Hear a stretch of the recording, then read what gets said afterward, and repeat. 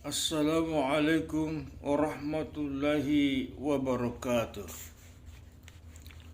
Sebuah kegagalan. Orang yang paling rugi itu orang yang mendapatkan gelar gagal. Dari siapa? Bukan dari presiden, apalagi menteri. Tapi yang gagal itu, manakala Allah katakan kamu tuh gagal. Siapa yang katakan gagal?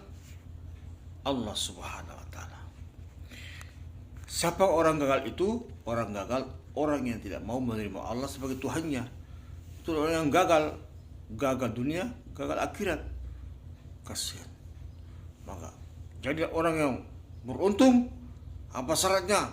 Katakan La ilaha illallah Muhammadur Rasulullah sallallahu alaihi wasallam.